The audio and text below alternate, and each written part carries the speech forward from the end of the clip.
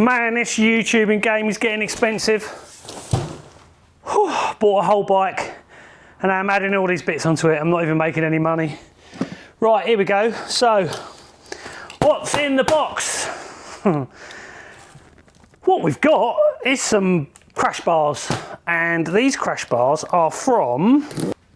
Don't forget to press that little button down there and subscribe to my channel for more stupid stuff.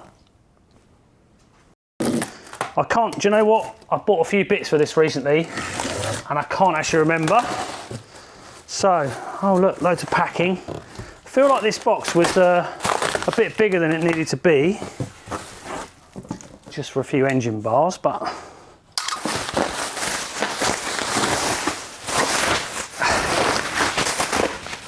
Well, yeah, that was well packed. Whew. Yeah, this is way bigger than it needs to be, this box. But there you go. Let's throw that out of the way.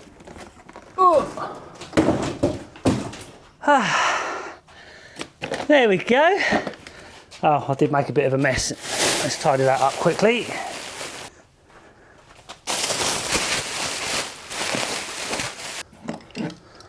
Right, let's get this package open. Wow, it's properly shrunk wrap and everything. So this is another Givi or Givi product. And if you didn't see it, I've got a video about this rear hugger. So have a little look wherever I'm gonna post that somewhere on the video, because that was drama. So I'm really hoping that this isn't going to be drama and that this Givi brand saves the day on itself after being such a pain in the butt last time. Right, let's see if we can get in here. I didn't want anyone to accidentally get into this bag, did they?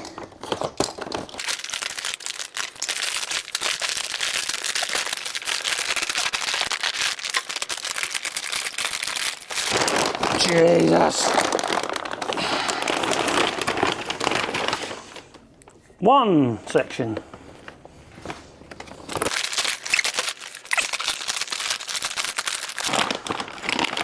I don't even know what to say about this packaging.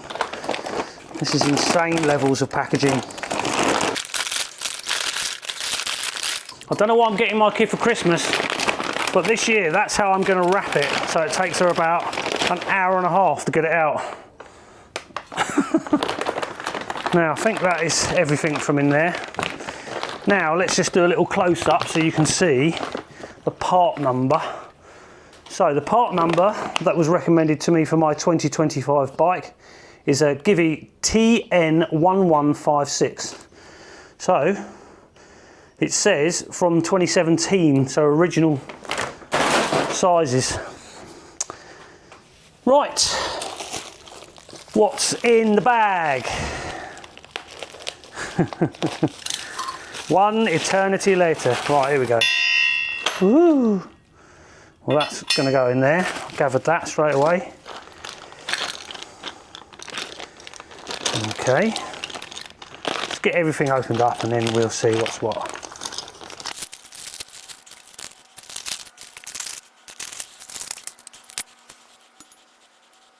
Right, I tried this little downward shot as I did last time on my last video. So there was two bags of stuff. There was like one bag that contained all these nuts and bolts, like so.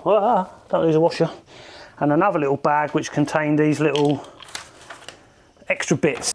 So what these are for, I guess, are to just put over it somewhere as like a little slider panel. So I suggest that's all that we've got for that. That those bits are going to be for the end of the video. So we'll tuck them out of the way. Bring us over to the main event.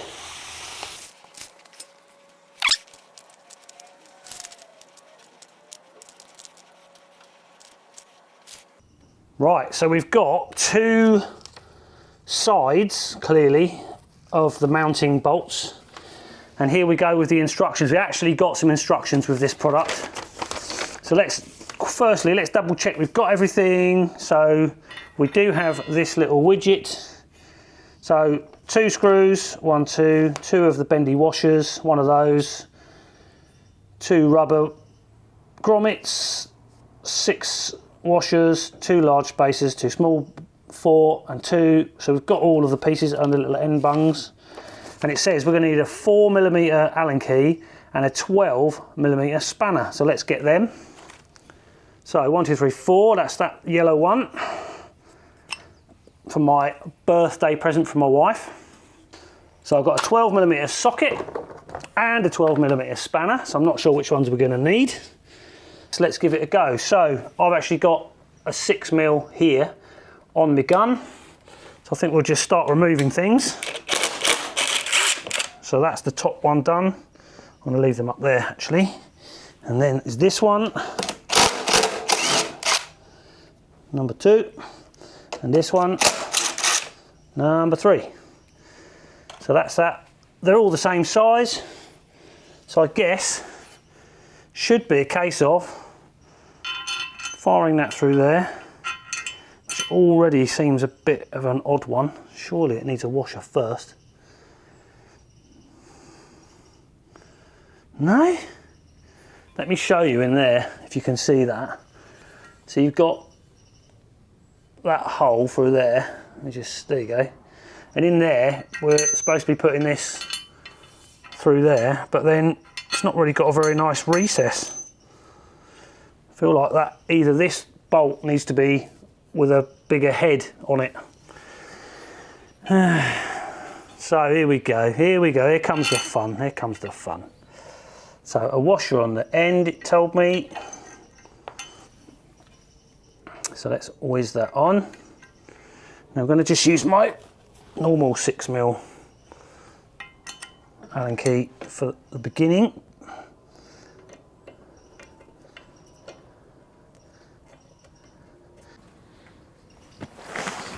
Don't forget to subscribe.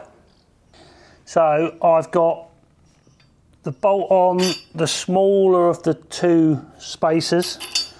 Then I need a washer.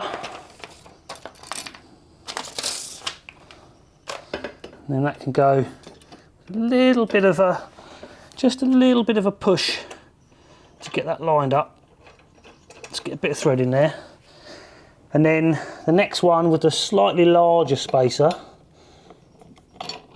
and then the washer, which I just forgot the first time. And then, because I just did this a moment ago, I found out that you need to just ever so slightly pull that bar forward to get it lined up.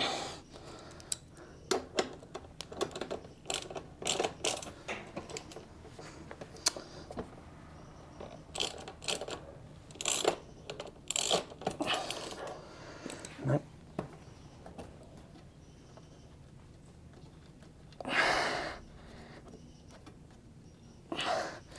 Is that going in?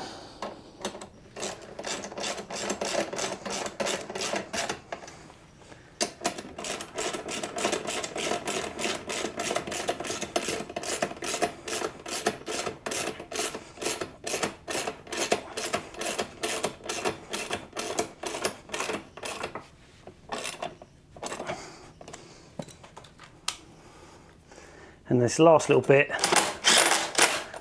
just do that a little bit with a gun and then just check it with my hand.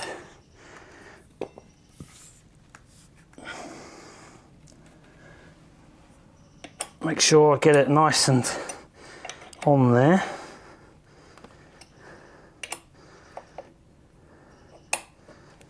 Right.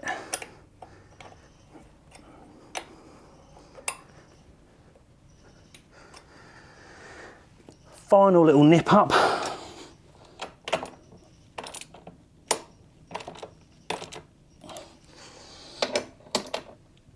So, got my 3 standard Honda bolts out of the way. The only thing left is just to put the little cap in there, and then it's as they planned. The next thing I think we're going to look at is, now what's it like to put my feet on these pegs and situation. So, up on the bike, standard foot position is good. Now, I was having my feet up on there a lot, and now I've got to splay my foot out sort of a little bit extra, but the bit I'm also worried about is down here. So like, are these now in the way of your feet? And the answer is yes. Oh no, this is like my worst nightmare. I thought this was going to happen. So now we've got restricted foot movement. But I mean, I suppose you're going to be up on the balls of your feet when you're off-road riding, like so. And perhaps these don't get in the way of my little feet. So I don't know what it's going to be like with boots on. I've only got these silly slippers on. So there you go, that's one side done. Okay, now we're on to the right-hand side. And the left-hand side was very easy. I forgot to do the washers. The first time I undid it, put it back together again. Everything lined up very easily. Ever so slightly had to just sort of kind of manipulate it into place. But it definitely wasn't as bad as I thought it was going to be. Now the next bit I'm going to think is to install this little widget in between on one side. So it's got these rubber grommets, so one either side. Then it's got inside there, it's threaded all the way through, so it doesn't matter which way round that I go, I don't believe. And I think the first thing to do is get that, let's see if I can get you under there, get that lined up with the first one. So there you go, I've got me slightly bent washer and my 4mm with a load of Loctite on it. I'm going to slide him in there, hopefully the right way, and then just have a little feel around. Just make sure I can line it up.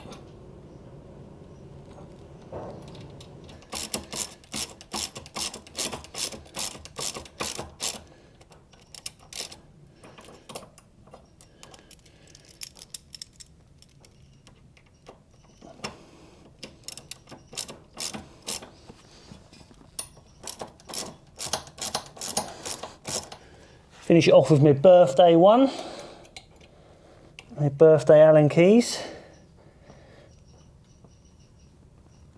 There we go, it's nice. Now, let's fit the other side. As per the other side, I'm just going to take these off with a 6mm. 1, 2, and this was the other one, wasn't it? Third one. 3. So that's done. Right, so then it was a case of, this time we've got to line that up on there and there. So the top one was just this long bolt and one washer.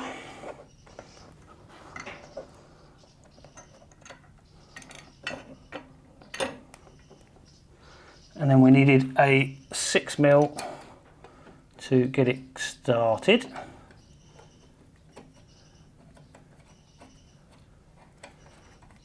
Right, she started. Then we went to this back one and we needed, let me see if I can remember. We needed the shorter one of the two, as I recall. Yep. So it goes 12mm through there into your shorter of the two spacers, and then, so for this I'm going to want my socket again. So let's grab that, put it on the end. I've got to just ever so slightly push the bar forward to make sure it lines up.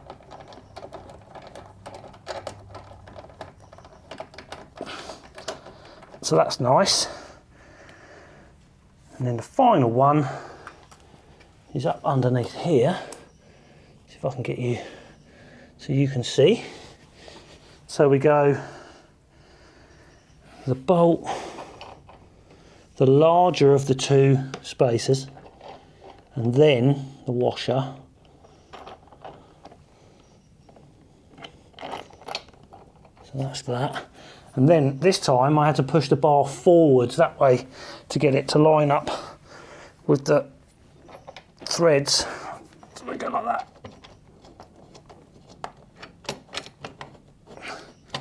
Oh, it was in then, and then it popped back out again.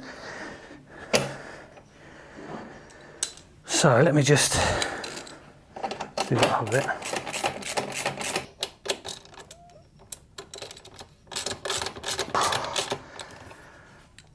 Oh. Right, everything's lined up. It's just a case of getting everything tight now. Here we go.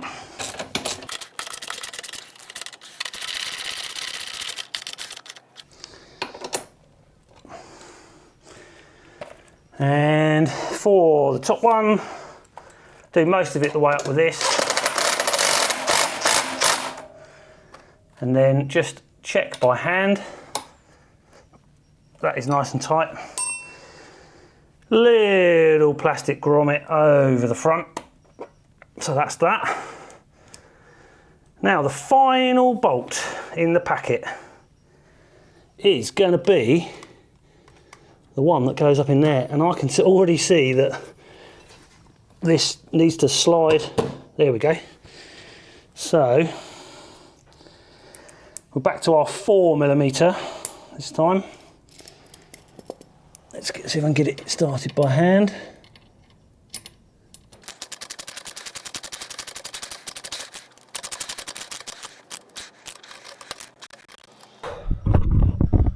Got a bit of a sweat on after that. Mind you, it is very hot. So let's get it out in the open and see if we can have a little bit of a montage moment.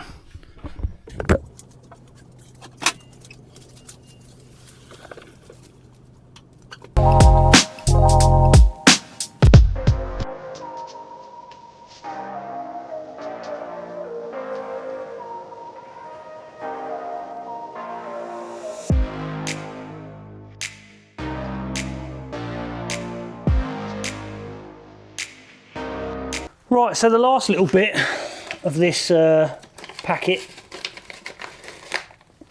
were these slider kind of things. And you get a load of screws. Let's just grab those for the sake of it. And so where do they recommend that you put them? Doesn't really say.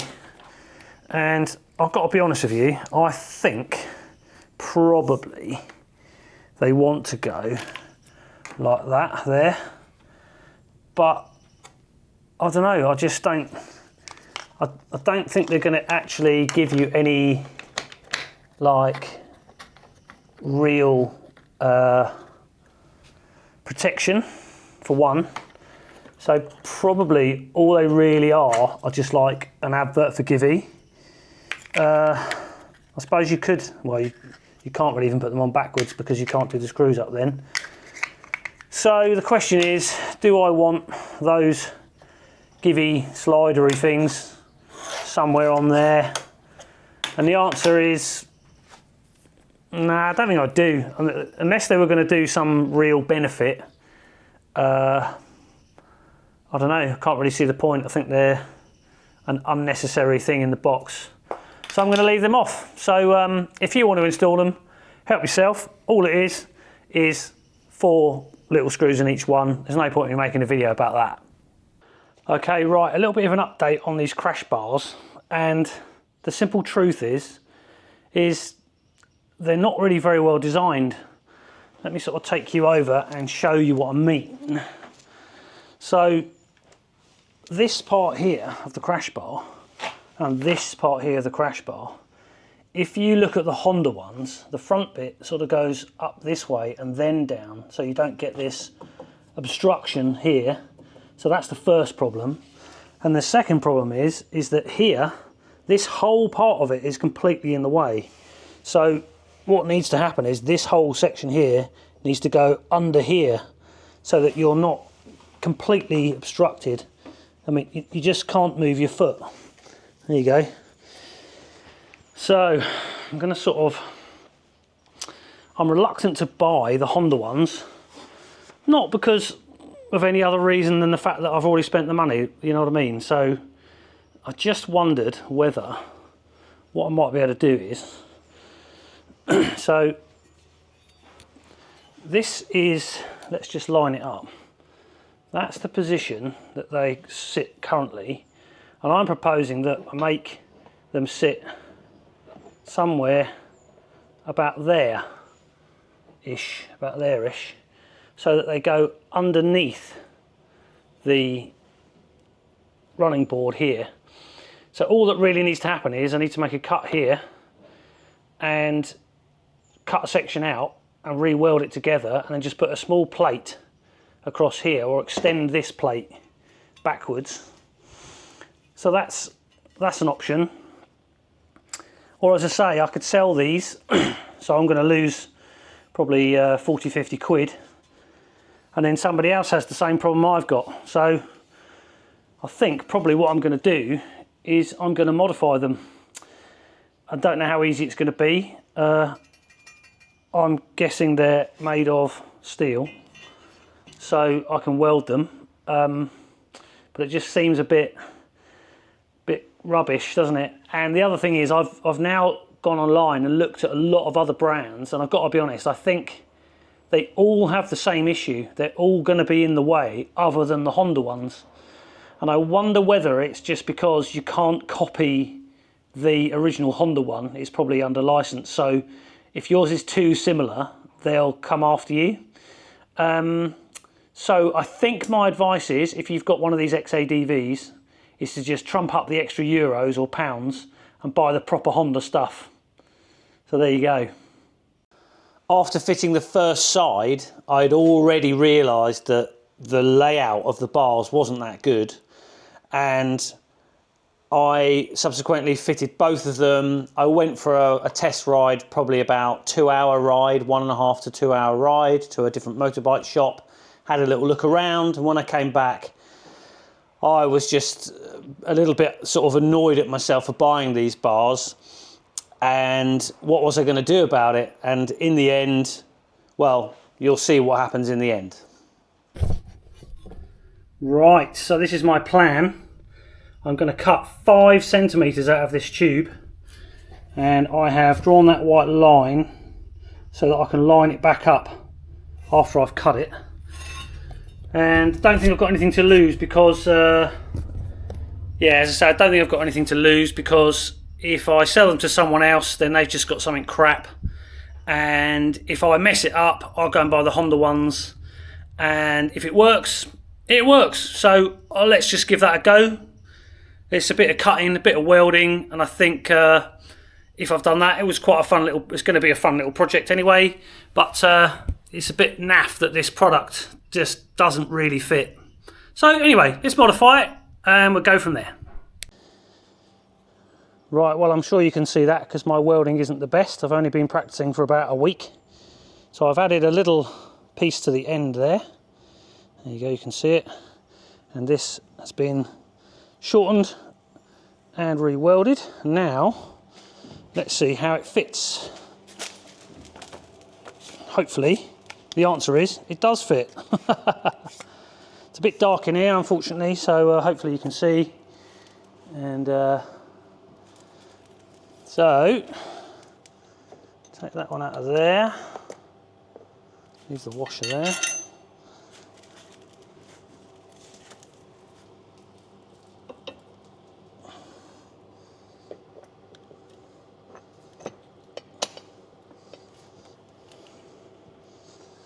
I'll get that top nut or bolt in a little bit.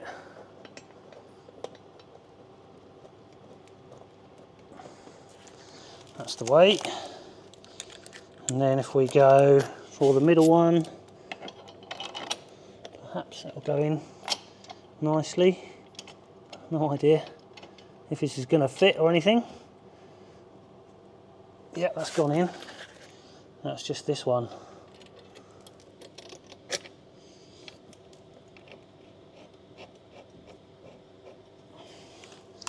Right.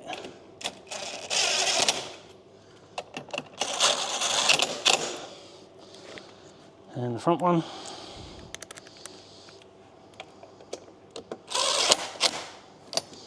Just make sure that's seated.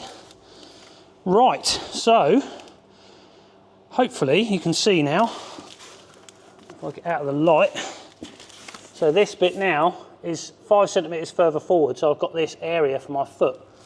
So what I'm hoping when I get up on the bike now, that space is big enough for my foot to go into. Let me move all these jumpers out of the way. So, and there we go. I've got that space back that I lost from fitting that silly, poorly built bit of kit. So that's one side. Now I've got to do the other side. So wish me luck. It's a very hot and sticky afternoon, but I think that was a project worth doing because the Honda ones are about 300 euros, I think. And it would mean I'd have to sell these ones, which are pretty subpar, to somebody else that would have the same problem I had. So I'm glad I'm doing the modification. Right, it's a bit of a hot, sticky afternoon, and I've made some progress. So I thought I'd just show you what's been going on. So here we go. Here's the modified end result. And on this end, I've added 5 centimetres and took 5 centimetres away from that section there. And that very same 5 centimetres I added into this poorly welded front section to lift this up. So that should now mean, with a bit of luck, that I can fit my feet in there. Let's have a little look. Bit of shaky camera work.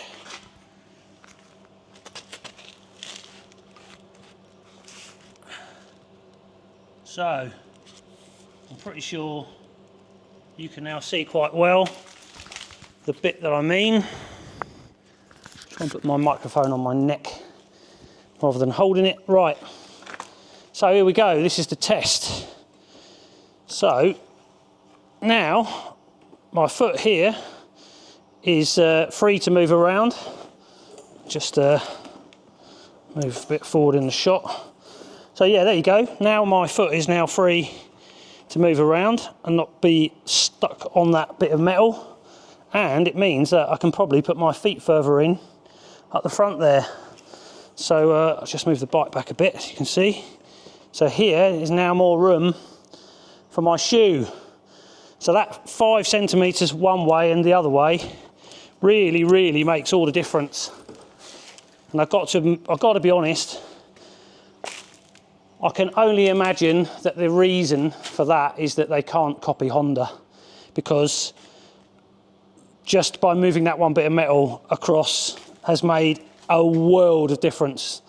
And to be honest with you, these weren't that cheap either, 150 euros, so about 120 quid for essentially an item that is, it's not useless per se, but it's really not very good. Anyway, there you go. There's my little modification to what was a pretty average piece of equipment. And I've got to say, so far, 2 times out of 2, I've bought this, what's it called? What's the name? Givi, yeah. They're both a Givi product. 2 times out of 2, they're both a massive thumbs down. I wouldn't buy this rear hugger. That is a no-no. A, it doesn't actually keep the back of the bike clean. B, none of the bits fitted. I'll tag in the video to that, as I say. And then this is just practically pointless if you're going to run these pegs. This whole area, it just gets in the way. I can probably show you with a bit of fading light on this side. So as you see here, this whole bit here is in the way. And then here, this bit here is also in the way of your foot. Hence why I've added that and made that angle different on there. And as far as I can see, that is very close now to what the Honda ones look like. I just thought I'd film a little bit just to sort of show you what's happening with these crash bars. And so this is the reality. I'm having to, right, which way round do they go? This is the, right, that's the way they go, like so. Right, that's the way they go, like so. And that bit goes on the bottom. And what's happening is that yeah, this little piece here has got to be elongated. I have to drill a new hole, so that's that bit. And then these two sections will have to be welded back together. And because this is the next day, this is my welding from yesterday, which I'm probably just going to tidy up a little bit. I've got a bit more time and repaint it. So an awful lot of work gone into these crash bars now. This is my second day on it. I probably spent, I don't know, half a day yesterday, and probably going to be mucking about in here for another half a day. So a day of my life. Was that worth the £100 saving? Definitely not. Definitely go with the Honda ones. So there we go. Right, this is the next little part of the process. So I've now welded this bit on, made it flush, lined up the hole, and then now I can line up these nicely. And what I'll do is I'll cover the bike over with a load of old blankets and jumpers and stuff, and then all I'm going to do is just put a couple of 2 or 3 spot welds on there first, and then I'll take the whole thing back off and weld it up properly off the bike. And then the only other thing I'm going to do is, originally these bars had like this little bit of angle on the top of there to obviously give that section there a bit of support. So if you have a crash at the moment, that's going to bend in. So I thought what I'd do is I'd take that bit and weld it back in underneath on that little bit there. And then hopefully I've got to just make that a bit more rounded around there so that I don't catch anything on it. And then this side is done, and the other side, actually there's not much left to do on the other side. All I'm going to do is I'm going to fill this hole in with weld and then add in this brace along the bottom, and then this side is done as well. So probably another hour or two. See how we go. It's all part of the fun. Well, I'm not going to lie, I'm absolutely thrilled at the results of that. Done my best with grinding back the big oversized welds, and that doesn't look too bad for me. Same there, and I'm quite pleased with how that little corner has ended up there with a nice weld in it, nice and strong. So these are now properly on there, 3 points, and they're not, and most importantly, not in the way of your foot. So hot in this workshop. Right, anyway, over to the other side still. Right, I'm in the final throws now. So this is the right hand side now. This has all been grinded down, and this little bit as well. And I filled in, there was an extra hole there from the original piece, I filled that in. And I've added this little bit on the corner for a brace. So now it's just a matter of grinding it down and getting three coats of paint on it. And then finally these bars are done. So the very end result then of this mission. So everything looks quite nice now. More or less got rid of the weld. Same up the front. And the other side, not quite as good, but it'll do. So there you go. These are the Givi guards, heavily modified. Should have just got the Honda ones. Never mind. Right, I'll see you in the next one.